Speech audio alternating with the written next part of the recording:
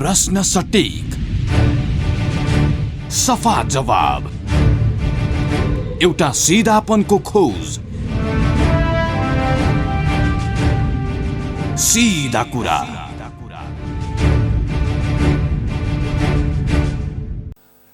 नमस्कार, सीधा कुरामा स्वागत छ। म कृष्ण तिमल सिन्हा। आजको यो बसाइमा हामी समग्रमा नेपालमा चलिराखेको कोरोना भाइरस संक्रमणको सन्तास महामारी जुन विश्वव्यापी रूपमा विद्यमान छ र पछिल्लो समयमा बेलायत सहित युरोपका विभिन्न मुलुकमा कोरोनाकै नयाँ प्रजाति फैलियो र त्यसको सन्तास अरु डरलाग्दो छ। विश्व स्वास्थ्य संगठन लगायतले चेतावनी दिइराखेको परिस्थिति पनि हो, तर नेपालमा अहिलेसम्म त्यसको औपचारिक पुष्टि भएको छैन। हामीसँग प्रमाणित गर्ने, परीक्षण गर्ने पूर्वाधारको अभाव छ। यो परिस्थितिमा कोरोनाको पुरानो लहरबाट हामी कसरी गुज्रिराखेका छौँ अनि कोरोना भाइरसको नयाँ लहर अनि नयाँ जोखिममा हामी कुन तहमा छौँ भन्ने विषयमा हामी आज जोडिँदैछौँ। संवादका लागि डाक्टर रमेश आचार्य चीनको वुहानबाट कोरोना संक्रमण महामारीकै समयमा नेपाल आउनुभएका चिकित्सक हुनुहुन्छ। स्वागत छ डाक्टर साहब। हजुर, धन्यवाद। आज तपाईसँग ठ्याक्कै कोरोना भाइरसको अघिल्लो जेनेरेसन जुन हामी भोगिराखेका छौँ भनेर प्रमाणित रूपमा हामी भोगिराखेका छौँ अनि पछिल्लो समयमा आएको नयाँ जेनेरेसन भनेर अहिले जुन भनिराखिएको छ त्यसको हामीसँग अत्तोपत्तो परीक्षण केही पनि भइराखेको अवस्था छैन। यो अघिल्लो कोरोना भाइरसको महामारी जुन चलिराखेको छ त्यो महामारीको सन्तासको संक्रमणमा चाहिँ हामी यति बेला कुन तहबाट गुज्रिराखेका छौँ? अब पुरानो कोभिड-19 जो वुहानलाई हामीले एल स्ट्रेन भनेर भनेको थियौँ, तपाईँले भन्दा पहिलो जेनेरेसन जसलाई हामीले न्यू भेरिएसन भनेर एल स्ट्रेन भनेर नामाकरण दिएका थियो र त्यो एल स्ट्रेन वुहानबाट म्युटेड भएर भनेको डिफ्रेन्ट भेरिएसन नयाँ रूप भएर उत्प्रेरकको रूपमा युके युरोप हुँदै इन्डियादेखि नेपालमा आइपुग्दाखेरिमा नेपालमा आउँदाखेरिमा यसले लगभग 15वटा चाहिँ स्ट्रेनहरू परिवर्तन गरेको अवस्था थियो र त्यसपछि सेप्टेम्बर 15मा केन्ट टाउन भन्ने युकेको नयाँ सहर हो, सानो सिटी हो। त्यो सिटीमा चाहिँ 19औं स्ट्रेनको रूपमा चाहिँ केन्ट टाउनमा देखा पर्यो र अहिले त्यो चाहिँ 23औं स्ट्रेनको रूपमा 23औं चाहिँ भेरिएन्टको रूपमा चाहिँ फेरि त्यही केन्ट टाउनमा चाहिँ तपाईँले भनेको नयाँ कोरोना भाइरस यो कोभिड-19 को चाहिँ म्युटेड भएर नयाँ चाहिँ भेरिएन्टको रूपमा चाहिँ केन्ट टाउनमा देखा पर्यो र जुन केन्ट टाउनमा देखा परेको भाइरस नयाँ भाइरस भनिएको छ त्यो चाहिँ बिल्कुलै नयाँ भाइरस होइन। कोभिड-19 कै म्युटेड भएर यसले आफ्नो रूप परिवर्तन गरेर या स्ट्रक्चर परिवर्तन भएर देखा परिएको एउटा चाहिँ न्यू स्ट्रेन हो, नयाँ रूप हो र यो न्यू स्ट्रेनहरू हरेक 90 दिनदेखि 120 दिनमा हरेक भाइरसहरू चाहे त्यो 1918 को स्पेनिस फ्लूको न्यू भेरिएन्ट जसको कारणले 10 करोड मानिसको मृत्यु भएको थियो या त अहिले आउँदाखेरिमा सार्स मर्स हुँदै कोभिड-19 मा आइसकेपछि हामी 23औं चाहिँ नम्बरको चाहिँ भेरिएन्टमा 23औं प्रकारका चाहिँ न्यू भेरिएन्ट नयाँ प्रजातिका चाहिँ कोभिड-19 सँग जुझ्दै गर्दाखेरिमा जुन खालको ट्रान्समिसन युकेमा भएको छ र जुन न्यू भेरिएन्ट चाहिँ युके हुँदै अहिले युरोप अमेरिका हुँदै इन्डिया इभन नेपालमा पनि बेलायतबाट आएको 5 जनामा नयाँ भेरिएसन चाहिँ पुष्टि भएको भनेर भनिएको छ र त्यो हुँदै गर्दाखेरिमा यो बिल्कुलै नयाँ चिज होइन। कोभिड-19 कै चाहिँ यो स्ट्रक्चर र हामीले अर्को भाषामा भन्दा स्पाइक प्रोटिन भनेर भन्छौँ जुन मानव जातिमा या मानवको हाम्रो जुन जीव कोष छ त्यो कोषलाई चिन्न चाहिने स्पाइक प्रोटिन भन्छौँ, त्यो प्रोटिनमा चाहिँ 9 प्रकारको चेन्ज भएको कारणले यसलाई हामीले चाहिँ न्यू भेरिएन्ट या नयाँ भाइरस भनिएको हो। अब हामी चाहिँ पुरानो कोरोनाको पुस्तासँग कतिको जोखिमयुक्त कोर्सबाट हामी गुज्रिराखेका छौँ अथवा यति बेला सरकारले तथ्याङ्क घटाए जस्तै मृतकको तथ्याङ्क घटे जस्तै हामी त्यो कोरोना सँगसँगै हिँड्नको लागि बानी परिराखेको अवस्था हो। नयाँको विषयमा हामी पछि चर्चा गरौँला। पुरानै भाइरसको जुन जोखिम छ नि, अब नयाँ जो पुरानो कोभिड-19 एल स्ट्रेन हुँदै अब युके अमेरिकामा जाँदा जी स्ट्रेन भयो, एम भयो, त्यसपछि इन्डियामा आउँदा एस स्ट्रेन, ई स्ट्रेन भनेर जति स्ट्रेनहरू परिवर्तन हुँदै जान्छन्। साइन्टिस्टहरूले WHO ले त्यो देशको चाहिँ CDC ले चाहिँ स्ट्रेनको नयाँ नाम दिँदै जान्छ। त्यसकारण नेपालमा चाहिँ एस जिन र ई जिन हेरिएको अवस्था थियो, सायद तपाईँ हामी सबैलाई थाहा भएकै विषय हो। अब अहिले चाहिँ जुन कोभिड-19 को पुरानै स्ट्रेनको कुरा गर्दाखेरिमा हाम्रो नेपालमा चाहिँ जेठको 28 देखि भदौ असोज कार्तिक भनेको लगभग 4 महिना क्रस गर्दाखेरिमा कार्तिकको अन्तिममा आउँदाखेरिमा नेपालमा चाहिँ न्यू स्ट्रेन, यो चाहिँ नेपालको कोभिड-19 को स्ट्रेन परिवर्तन भएर नयाँ स्ट्रेनमा हाम्रो नेपाल या इन्डिया पुगिसकेको अवस्था हो। जहाँसम्म होल जिनोम सिक्वेन्सिङको विषय छ, होल जिनोम सिक्वेन्सिङको विषय चाहिँ हरेक देशमा 60 देखि 90 दिनमा गरिन्छ। तर हाम्रो नेपालमा इन्डियनमा चाहिँ यो चाहिँ नयाँ स्ट्रेनको होल जिनोम सिक्वेन्सिङ हेरिएको छैन। यसको स्ट्रक्चर, यो कोभिड-19 को न्यू भेरिएन्टको स्ट्रक्चर पनि कति परिवर्तन भएको छ भनेर हेरिएको अवस्था छैन, किनभने हामीसँग त्यो टेक्नोलोजी, त्यो ल्याब हामीसँग छैन, प्रविधि दोस्रो। र तेस्रो चाहिँ नेपालको हाम्रो चाहिँ जो मानिसको जुन जीव कोषमा देखिने या यो भाइरसलाई डिटेक्सन गर्न चाहिने जुन स्पाइक प्रोटिन भनेर भन्छौँ, त्यो प्रोटिनको कति ठाउँमा चाहिँ चेन्ज आछ नेपाल या इन्डियामा भनेर अहिलेसम्म हामीसँग त्यो हेर्ने पनि प्रविधि नभएको कारणले र नेपाल सरकारले सुरुमा पनि यही RT-PCR कै लागि डिटेक्सन गर्न हङकङमा पठाएको अवस्था थियो। र अहिले पनि यो होल जिनोम सिक्वेन्सिङ युकेबाट आएको जो सस्पेक्टेड केस भनिएको छ, उहाँहरूको चाहिँ यो स्ट्रेन चाहिँ न्यू स्ट्रेन हो कि होइन या पुरानै हो भनेर त्यसलाई क्रस चेक गर्नको लागि हङकङ पुगेको अवस्था हो। र त्यो आइसकेपछि केही भन्न सकिएला। तर म चाहिँ के भन्न चाहन्छु भने डेभलप्ड कन्ट्रीमा हरेक देशहरूमा 10 देखि 20% पपुलेसनमा चाहिँ यस्तो खालको पेन्डेमिक आइसकेपछि हरेक 25 देखि 30 डेजमा चाहिँ होल जिनोम सिक्वेन्सिङ हेरिन्छ।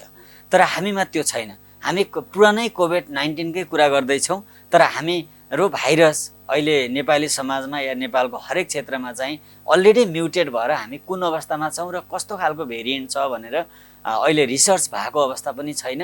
र यसमा अन्डर चाहिँ रिसर्च गर्नको लागि कुनै फरेन एक्सपोर्ट आएर यहाँको स्याम्पल कलेक्सन गरेर बाहिर लगेको अवस्था पनि छैन। त्यसकारण नभएकै कारणले अहिले हामी पुरानै कोभिड-19 कै फेजमा छौँ भनेर म चाहिँ भन्न सक्दैन। नेपालमै यसभन्दा अगाडि नै कोरोना भाइरसको एउटा अर्को स्वरूप विकास भइसकेको हुनसक्छ भनिराख्नु भएको छ।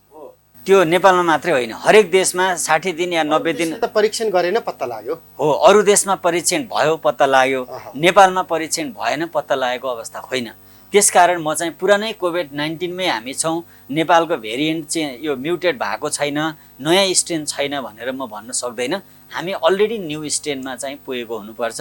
त्यो चाहिँ रिसर्च नगरिकन, होल जिनोम सिक्वेन्सिङ नहेरिकन थाहा हुँदैन। त्यो पुस्ता नयाँ विकास भएर आउने पुस्ता कतिको घातक हुन्छ भन्ने सन्दर्भमा केही छ त्यस्तो चिकित्सा विज्ञानले गरेको अनुसन्धान? सबैभन्दा हो, कृष्णजीले उठाएको सबैभन्दा इम्पोर्टेन्ट विषय नै यही हो। 1918 मा पहिलोचोटि चाहिँ स्पेनमा चाहिँ भनेर भनियो, स्पेनमा चाहिँ होइन, किनभने त्यतिखेर टेक्सास र क्यालिफोर्नियाको बिचको मेनोटोक भन्ने एउटा सानो टाउनमा चाहिँ उनीहरूले यो स्पेनिस फ्लूको चाहिँ स्ट्रेन भेटिएको भनेर अमेरिकन साइन्टिस्टहरूले दाबी गर्छ र स्पेनिसहरूले हाम्रै देशमा चाहिँ स्ट्रेन देखिएको भनेर भन्छ। तर सुरुमा 1918 मा देखि 1920 सम्म आउँदाखेरिमा त्यो 7 वर्ष चलेको थियो स्पेनिस फ्लूको पेन्डेमिक। सुरुको 2 वर्षमा चाहिँ त्यति ठुलो तपाईको संसारलाई तहस नहस गर्ने खालको क्षमता राखेन। तर 1921 देखि 1926 मा संसारभरि फैलिँदाखेरिमा लगभग 10 करोड, त्यतिखेरको एक्ज्याक्ट डेटा त अहिले पनि अन्डर छैन र कतिपय सामान्य बुकहरूमा लेखिएको अवस्था थियो, किनभने हामी 100 वर्ष अगाडिको कुरा गर्दैछौँ। र त्यो चाहिँ त्यो कारणले चाहिँ 10 करोड मानिसको डेथ भयो भनेर भनिएको छ र त्यो अहिले पनि पुरानो जर्नलहरूमा, केही जर्नलहरूमा पब्लिस छ। अब त्यो के भएको छ भन्दा जति नयाँ न्यू भेरिएन्ट चाहिँ स्ट्रेनहरू परिवर्तन हुँदै जान्छ त्यति चाहिँ घातक र त्यति सिरियस र त्यति तपाईको चाहिँ यसको मोर्टालिटी रेट, मृत्युदर बढ्ने भएको कारणले पनि स्ट्रेनहरू कस्तो खालको स्ट्रेन, कस्तो खालको पपुलेसनलाई आयो र कस्तो ठाउँबाट आउटब्रेक भयो भन्ने कुरा चाहिँ पहिलो मेजरमेन्टको यसको मापदण्ड हो। र जहाँसम्म मेजरमेन्ट गर्ने तरिका छ, यो जेनरली चाहिँ आरबाट चाहिँ 1 मा भएपछि स्ट्रेनहरू परिवर्तन हुँदाखेरिमा हामीले आर अङ्क भनेर दिइन्छ। त्यो आर अङ्क 1 मा पुगिसकेपछि एक व्यक्तिले अर्को व्यक्तिमा ट्रान्समिसन गर्ने क्षमता राख्छ। तर त्यो 1 अङ्क भन्दा मुनि छ भने त्यो एक व्यक्तिबाट अर्को व्यक्तिमा सङ्क्रमण फैलिँदैन। त्यसै गरी 8 अङ्क चेन्ज भएर 3 अङ्कमा पुगेको छ भने त्यो चाहिँ ऱ्यापिड ट्रान्समिसन साइकल भनेर भन्छौँ, जुन अहिले युकेमा देखिएको छ। 70% भन्दा बढी यो चाहिँ यसले चाहिँ सङ्क्रमण चाहिँ फास्ट फैलाउँछ, 70 गुणा बढी चाहिँ छिटो फैलाउँछ भनेको के हो भन्दा यसको चाहिँ ट्रान्समिसन जुन एक व्यक्तिबाट अर्को व्यक्तिमा तपाईँको हुन्छ त्यो चाहिँ सर्ट ड्युरेसनमा या तपाईँको छोटो 15 सेकेन्ड 5 सेकेन्ड भित्रमै चाहिँ एक व्यक्तिबाट अर्को व्यक्तिमा 70 गुणा छिटो फैलिँदाखेरिमा हिजो एउटा भाइरस, हिजो त्यही कोभिड-19 को भाइरस चाहिँ मानव 2 मिनट या 1 मिनट कुरा गर्दा फैलिन्थ्यो भनेपछि अब आज 3 देखि 5 सेकेन्डमै फैलिन्छ भनिसकेपछि फास्ट चाहिँ एकदमै घातक र छिटो सङ्क्रमण फैलाउने यसले हैसियत राख्यो। तर त्यति हुँदाहुँदै दुईटा अहिले पनि के को कुरामा अहिले आइडेन्टिफाइड भएको छैन युकेबाट भने पहिलो चाहिँ यसको मोर्टालिटी रेट यति घातक त भयो, केन्ट टाउनको हरेक पपुलेसन या हरेक नागरिकमा चाहिँ सङ्क्रमण त भयो, तर त्यो सङ्क्रमण पछि चाहिँ यसको मोर्टालिटी रेट हामीले जुन हस्पिटलमा एडमिसन भएको सिरियस केस र कति सिभिरिटी भयो भनेर जस्तो खालको अहिले अन्डरगोइङ रिसर्च छ त्यसमा एक्ज्याक्ट डेटा छैन। त्यो भनेको के हो भन्दा अहिले पनि मोर्टालिटी रेट मृत्युदर यथास्थितिमै छ। हिजो कोभिड-19 कै अवस्थामा अहिले पनि न्यू स्ट्रेन आइसकेपछि मृत्युदरमा फरक परेको अवस्था छैन। अब जहाँसम्म हस्पिटलमा एडमिटेड भएको केस र सिभिरिटी भएर हस्पिटलमा आएको, जस्तो अहिले नेपालमा या हरेक देशमा मान्छेहरू निमोनियाकै कारणले डेथ भएको छ, जो कुरा तपाईँ हामी सबैलाई थाहा छ। र त्यहाँ पनि केन्ट टाउन या युकेको अरू सिटीमा चाहिँ निमोनियाको केस चाहिँ हत्तै बढेर चाहिँ यो नयाँ स्ट्रेन आइसकेपछि हस्पिटल भरिभर भएको अवस्था र निमोनियाको कारणले मृत्युदर दिनमा 100, 200, हजारौँ मरेको अवस्था होइन। त्यसकारण पनि हामीले के भन्छौँ भने यो चाहिँ नर्मल साइकल हो। हिजो भूकम्प जाँदाखेरिमा पराकम्पन आए जस्तै अहिलेसम्म पनि हामी पराकम्पनकै फेजमा भए जस्तै पेन्डेमिक आइसकेपछि, भाइरस आइसकेपछि यसले म्युटेट हुँदै जान्छ, नयाँ भेरिएन्ट चेन्ज हुँदै जान्छ, न्यू स्ट्रेनहरू आउँदै जान्छन् र त कुन स्ट्रेनमा आउँदाखेरिमा तपाईँको चाहिँ फेरि ठुलो आउटब्रेक नेपालमा भूकम्प गए जस्तै तपाईँको एकदमै ठुलो चाहिँ एक्सिडेन्टल चाहिँ तपाईँको चाहिँ स्ट्रेन कुनै आइदियो, त्यो स्ट्रेन भने अब त्यसले फेरि स्पेनिस फ्लूको जस्तै संसारलाई नै तस नस पार्दैन भन्न सकिँदैन। अब यहाँनिर 1 वर्ष चनचुन लगाएर विश्वका केही मुलुकले भ्याक्सिन विकास गरेका छन्, प्रयोग गरिराखेका छन्, कतिपयमा परीक्षण प्रक्रिया चलिराखेको अवस्था छ। नेपाल जस्ता मुलुकको पहुँच कति पर छ अब त्यो नेपाल सरकार आफैलाई थाहा छैन।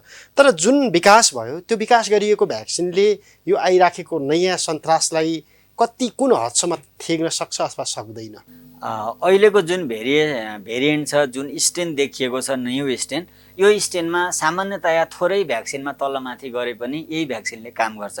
जेनरली अहिले मोडर्ना र फाइजरले जुन RNA vaccine mRNA vaccine developed गरेको छ त्यो भ्याक्सिन चाहिँ डेफिनेटली स्पाइक प्रोटिन भन्ने छ। त्यो स्पाइक प्रोटिन यस प्रोटिनबाटै बनाएको कारणले पनि भाइरस डिटेक्सन हुँदाखेरिमा डेफिनेटली स्पाइक प्रोटिनमा कति चेन्ज भयो त, त्यो प्रोटिनमा चाहिँ कति खालको चाहिँ परिवर्तन भयो या स्ट्रेनहरू परिवर्तन भयो, त्यसको स्ट्रक्चर र रूपहरू परिवर्तन भए जस्तै स्पाइक प्रोटिनसँग रिलेटेड हुने गरी एमआरएनए भ्याक्सिनको डेभलप भएको कारणले पनि र अहिले पनि न्यू स्ट्रेन चाहिँ त्यही स्पाइक प्रोटिनलाई नै जुन नौ प्रकारका चाहिँ तपाईँको चेन्ज भएर भेरिएसन देखिएको छ त्यो सर्फेसमा, भाइरसको स्पाइक प्रोटिनको सर्फेसमा।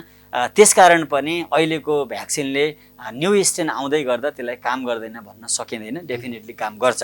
जहाँसम्म इफिकेसी या इफेक्टिभनेसको कुरा छ, कतिपय स्ट्रेनहरू परिवर्तन हुँदाखेरिमा स्पाइक प्रोटिनमा नआएर अरू आर प्रोटिन छ, डेल्टा प्रोटिन छ, अरू जुन स्ट्रक्चरमा आउने चेन्जेसहरू छ त्यो चेन्जेसहरूबाट कहीँबाट आयो या डेफिनेटली भ्याक्सिनले काम गरेन या हाम्रो मानव कोषसँग जुन डिटेक्सन गर्ने हाम्रो जुन इम्युन सिस्टम छ ओभरअल इम्युन सिस्टममै तपाईको चाहिँ यो भ्याक्सिनले डिटेक्सन गर्न सकेन भने त्यस्तो अवस्थामा कहिलेकाहीँ भ्याक्सिनले पनि काम नगर्ने अवस्था हुन सक्छ।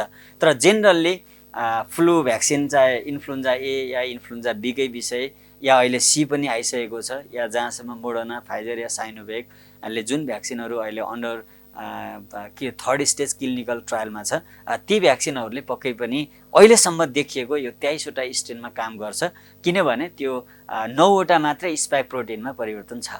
अब यहाँ नेपालको सन्दर्भमा हेर्दाखेरि चाहिँ हामी यी तमाम कुराहरूसँग कतिको डराइराखेका छौँ, कतिको सतर्क छौँ र हाम्रो यो दैनिकीले लाइफस्टाइलले चाहिँ के कुरालाई देखाइराखेको छ, सङ्केत गरिराखेको छ।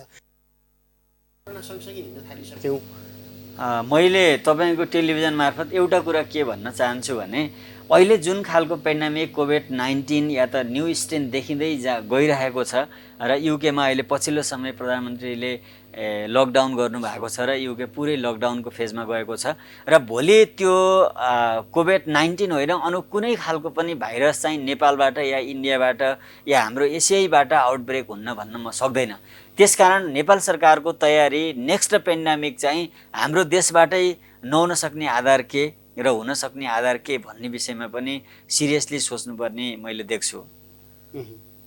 हाम्रो तयारी चाहिँ के छ नागरिकको दैनिक अब जुन नागरिकको तयारी या जस्तो अहिले जस्तो खालको मुभमेन्टको विषय उठाउनु भएको छ यो मुभमेन्टले पक्कै पनि मैले पहिला पनि टेलिभिजन तपाईसँग या अरू मिडियामा पनि भनेको थिएँ हरेक नागरिकको यो एन्जियोटेन्सिन कन्भर्टिङ इन्जाइम भन्ने छ। एन्जियोटेन्सिन कन्भर्टिङ इन्जाइम चाहिँ हरेक व्यक्तिको जिनमा फरक हुन्छ।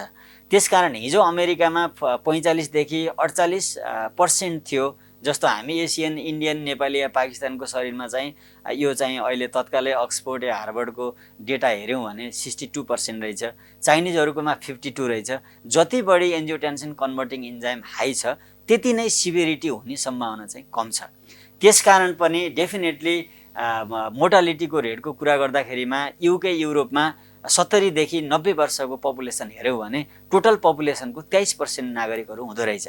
अब नेपालमै 70 देखि 90 वर्षको हेऱ्यौँ भने हाम्रो 0.2% मात्रै पपुलेसनहरू 70 वर्ष माथि र 90 वर्षभन्दा बिचको हुनुहुन्छ। त्यसकारण ओल्ड एज ग्रुप चाहिँ युके युरोप अमेरिकामा जति हुनुहुन्छ त्यो हाम्रो नेपालमा छैन।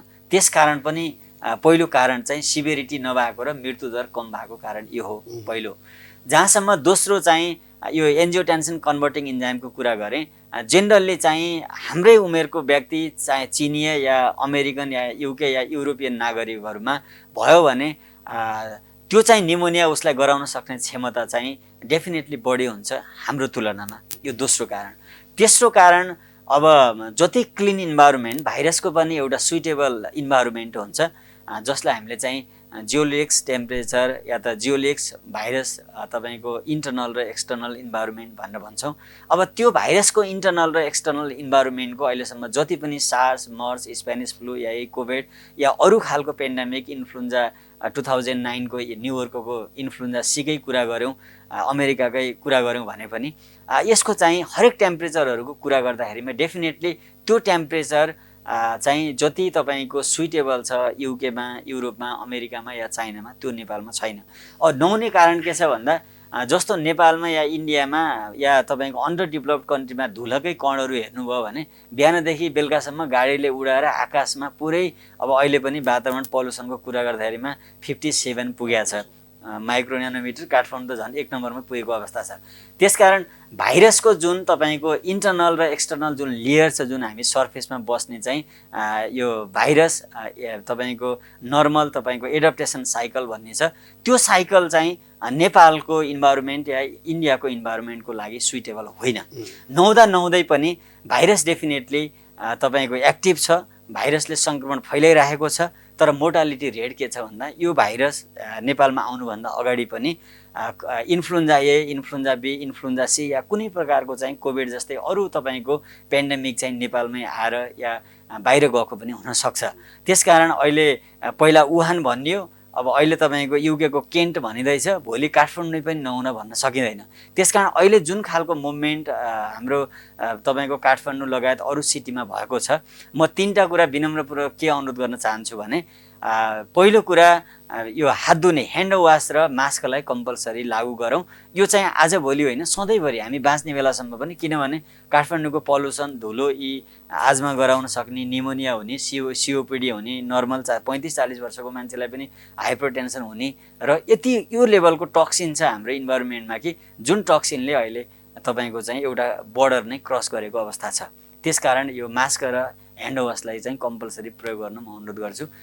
दोस्रो चाहिँ सोसियल सामाजिक दूरीलाई अहिले पनि भाइरस छैन यो केही पनि होइन मुभमेन्ट नर्मल भयो भाइरसै छैन भनेर लापरवाही नगरिदिनुहोस् किनभने जसको परिवारमा कुनै सदस्यको डेथ हुन्छ त्यो परिवार त सबै परिवारकै सदस्य एउटा पेनिक हुन्छ र त्यतातिर पनि हामीले ध्यान दिनुपर्छ। यो दोस्रो र तेस्रो चाहिँ चिन्ता होइन डर त्रास चाहिँ नमान्नुहोस्। तर चाहिँ अलर्ट चाहिँ भएर बस्दिनुहोस्, किनभने त्यो अलर्ट तपाईँको लागि हो। मैले भनिदिने पनि मैले बोल्दै गर्दाखेरिमा अहिले तपाईँ अलर्ट हुनु भएन, भोलि तपाईँलाई नै कुनै चिज यही पेन्डेमिक अर्को स्ट्रेन आएर तपाईँ नै जानुभयो, तपाईँ नै मृत्युको मुखमा पुग्नुभयो भने त्यो सबैभन्दा ठुलो तपाईँको एउटा परिवारको लागि क्षति हो।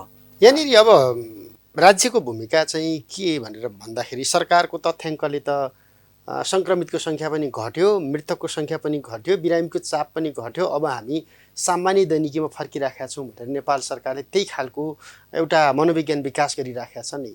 राज्यको भूमिका यहाँनिर यो सन्तासको बिचमा यति मात्रै हो?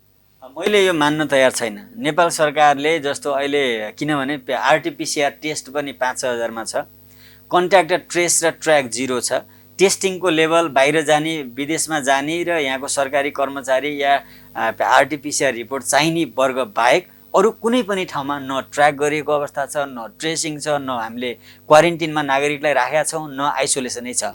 त्यसकारण राज्यले पेन्डेमिक घटिरहेछ या सङ्क्रमितको सङ्ख्या घटिरहेछ भन्ने आधार चाहिँ मान्न तयार छैन, किनभने अहिले पनि निमोनियाको केसहरू प्रत्येक दिन हस्पिटलमा आइसियु र भेन्टिलेटर अभाव छ, आइसियुको बेड छैन।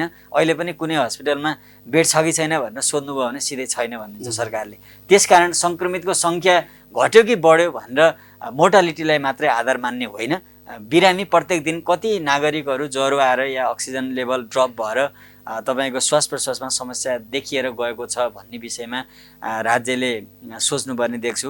र जहाँसम्म अब यही अवस्थामा घटाउँदै पिसिआर घटाउँदै जाने, त्यसपछि तपाईँको चाहिँ भोलि चाहिँ 0 भयो ल नेपालमा चाहिँ भाइरस छैन भनेर भन्दै गर्दाखेरिमा भोलि चाहिँ हाम्रो अहिलेको नेग्लिजेन्सले फेरि अर्को 6 महिना या 1 वर्षपछि चाहिँ नेपालमै चाहिँ तपाईँको मोर्टालिटी रेट भोलि दिनमा 100, 200, 400 डेथ भयो भने के गर्ने?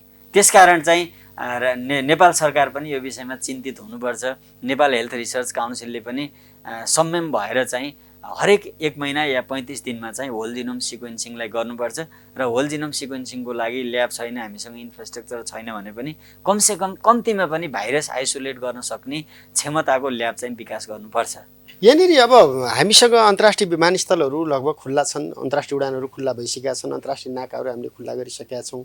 भारतमा यो भाइरस आइसक्यो भनेर पुष्टि भइसकेका छ, चीनमा पुग्यो भनेर पुष्टि भइसकेका छ, युरोपबाट निर्बाध रूपमा नागरिकहरू आइराखेका छन्। तर हामीले सतर्कता त कहाँ नै अपनायौँ र कहीँ पनि छैन नि त। एउटा सामान्य हेल्थ डेस्क पनि राखिएको छैन यति बेला नाकाहरूमा। अनि तपाईँ हामीले यो जुन चिन्तन गरिराखेका छौँ, जुन बहस गरिराखेका छौँ, त्यो जोखिम कुन स्तरमा प्रवेश गरिराखेको छ भनेर चाहिँ हेऱ्यो भने आशंका त गर्न सकिन्छ। हो, यो बहसमा हामीले कुरा गर्दै गर्दा हामीले तपाईँको युकेको स्ट्रेन या अरू देशका नागरिकहरू पनि नेपाल आइरहेका छन्। अब ती व्यक्तिहरू सिभिरिटी भएर उनीहरू डेथ हुनुभएको छैन होला परिवारमा, तर उहाँहरूमा यदि कुनै न्यू स्ट्रेन चाहिँ नेपालमा बाहिरबाट बोकेर आउनु भएको छ या नेपालभित्र नै यो म्युटेट भएर जुन न्यू स्ट्रेन चाहिँ नेपाली समाजमा गइरहेको अवस्थामा चाहिँ होल जिनोम सिक्वेन्सिङ नगरिकन अब बोर्डरहरू खुला, एयरपोर्टहरू खुला, सबै गतिविधिहरू खुला गर्दाखेरिमा यसले अर्को ठुलो दुर्घटनातिर त हामी जाँदै छैनौँ भन्ने कुरामा चाहिँ विशेष चनाखो हुनुपर्छ। अब हामीले नागरिकले चाहिँ के गर्नु पर्यो? यहाँनिर सरकारले त गरेन, निजी क्षेत्रबाट पनि त्यति धेरै हामीलाई अधिकार दिएको छैन, अवसर पाएनौँ भनेर उनीहरूको गुनासो आइराखेको अवस्था। अब नागरिक आफैले चाहिँ के गर्न सक्छ? अब नागरिक सधैँ हामी भाइरसको जोखिमै पर्यौँ। हो, अब नागरिकले गर्ने भनेको सकभर नेपाल सरकारले जति छिटो भन्दा छिटो चाहिँ मोडर्ना, फाइजर या साइनोभ्याकको चाहिँ भ्याक्सिन ल्याएर तपाईँको वर्ग छुट्याएर हाइपरटेन्सन भएको, आजमा दम भएको, सिओपिडी भएको र क्रोनिक इलनेस भएको पेसेन्टलाई पहिलो प्रायोरिटीमा राखेर उनीहरूलाई भ्याक्सिन उपलब्ध गराओस्। दोस्रो चाहिँ फ्रन्टलाइन वर्कर्स, नेपाल पुलिस या नेपाल प्रहरी, आर्मी, स्वास्थ्यकर्मी जति हुनुहुन्छ, पत्रकार साथीहरूलाई पनि कमसेकम मिनिमम चाहिँ फ्रन्ट लाइनकै लिस्टमा पहिलो लिस्टमा राखेर भ्याक्सिन प्रोभाइड गराओस्। दोस्रो, तेस्रो चाहिँ जो नागरिकहरू क्रोनिक इलनेस छैन, कसैमा कुनै पनि प्रकारको हाइपरटेन्सन या दमको या सिओपिडी अरू कुनै क्यान्सर, एचआइभी एड्स कुनै रोग छैन भने त्यस्तो नागरिकहरूले पनि संयमता अपनाउनको लागि अहिले नै मैले भनेको 3टा कुराहरू चाहिँ कम्पलसरी सोच्नुहोस्। किनभने सायद तपाईँहरूलाई हिजो 1 वर्ष अगाडि, 2 वर्ष अगाडि श्वास प्रश्वासमा समस्या थियो, तपाईँलाई खोकी थियो अनि तपाईँलाई दमको प्रब्लम थियो भने मास्क मात्रै लगाएर हिँड्नुभयो भने तपाईँलाई दमको प्रब्लम हुँदैन। तपाईँलाई चाहिँ माथिल्लो अप्पर रेस्पिरेटरी ट्र्याक इन्फेक्सन भन्छौँ युआरटिआई, त्यो युआरटिआई इन्फेक्सन हुने सम्भावना 10%, 90%बाट घटेर र 10%मा जान्छ। 10% त जहिले पनि बाँकी रहन्छ।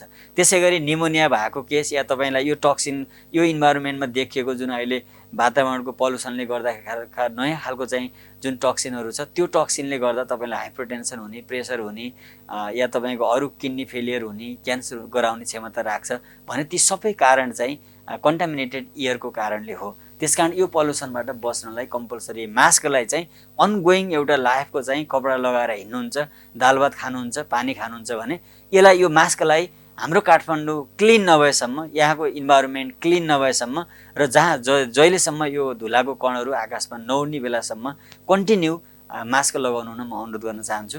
जहाँसम्म हात धुने कुरा छ, हात मात्रै धोइदिनु भयो भने डायरिया कतिपय रोगहरू तपाईँको हातमा छ, त्यही हात मुखमा लग्नुहुन्छ, यही हात कपालमा लग्नुहुन्छ, यही हातले मुखमा खाना खानुहुन्छ भने हात मात्रै राम्रोसँग साबुन पानीले सधैँभरि धोइदिनु भयो भने तपाईँलाई न डायरिया हुन्छ, न टाइफाइड हुन्छ, न अरू तपाईँको भाइरस या ब्याक्टेरियाहरू तपाईँको मुखमा पर्छन्, न आँखा इन्फेक्सन हुन्छन्। त्यसकारण पनि हात धुने बानीलाई चाहिँ कम्पलसरी सोधिदिनुहोस्। यो दोस्रो।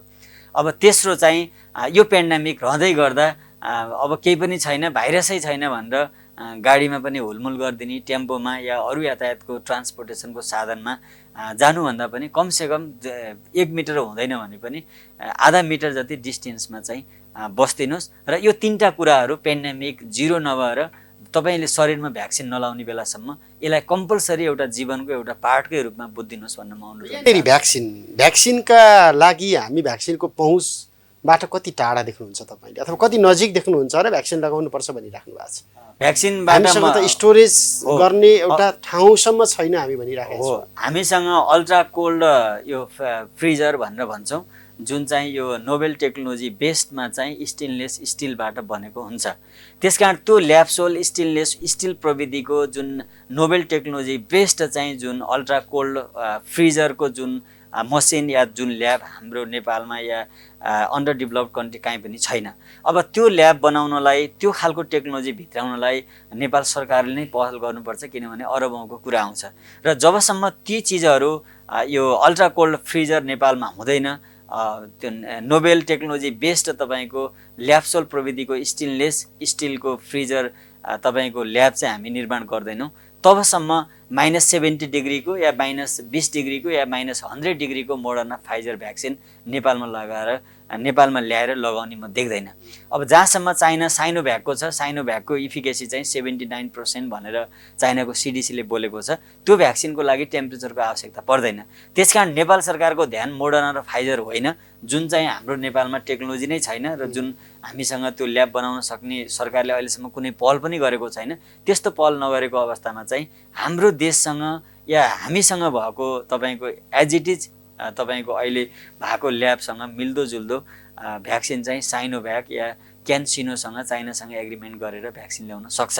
तर त्यसको लागि अब इन्डियालाई वेट गर्ने या अरू कुनै देशलाई वेट गर्ने भन्दा पनि सम्बन्धित देशको जुन अप्रुभड भएर अहिले 3rd स्टेज क्लिनिकल ट्रायलमा झन्डै 60 लाखभन्दा बढी नागरिकले लगाइसकेका छ, त्यही साइनोभ्याकको पनि त्यो भ्याक्सिनहरू ल्याएर सरकारले या चिनिया एम्बेसी मार्फत तपाईँको इन्डियन एम्बेसी मार्फत कुरा गर्न सक्छ भने अर्कोतिर ल्याब तयार गर्नलाई चाहिँ नेपाल सरकारले ढिलो गर्नु हुँदैन।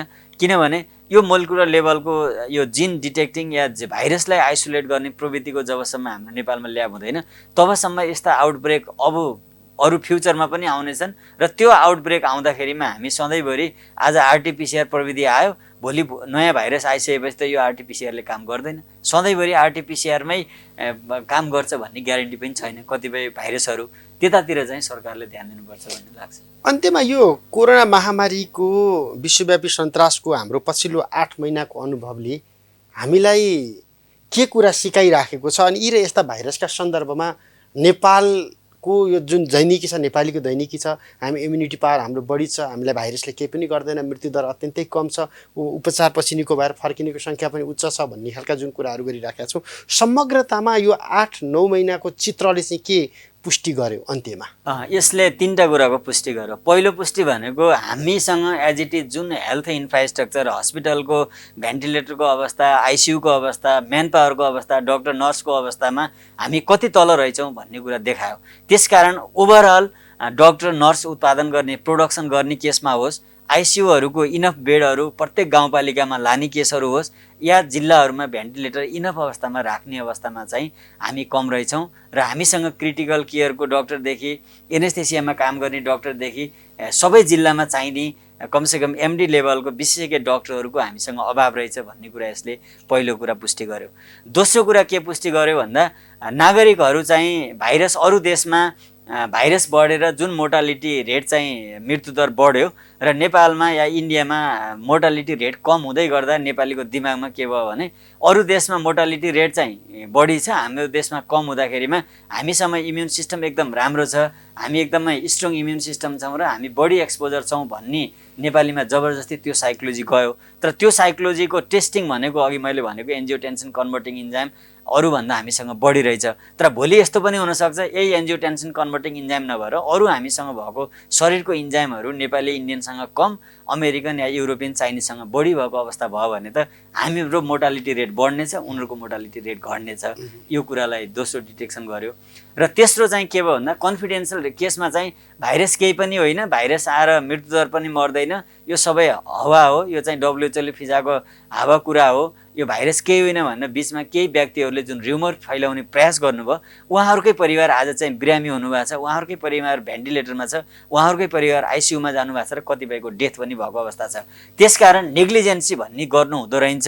मानवमा सबैभन्दा ठुलो त्रुटि भनेको लापरवाही रहेछ र लापरवाही गर्दाखेरिमा ज्यानै जाँदो रहेछ भन्ने कुरा चाहिँ नेपाली नागरिकले सिकाएको छ। र यो पाठबाट पनि हाम्रो हेल्थ फर्स्ट रहेछ, स्वास्थ्य प्रमुख रहेछ र अरू कुरा सेकेन्डरी रहेछ भन्ने कुराको जुन यसले एउटा एजुकेसन दिएको छ, यो चाहिँ समग्रमा त नेपालीको लागि राम्रो कुरा हो।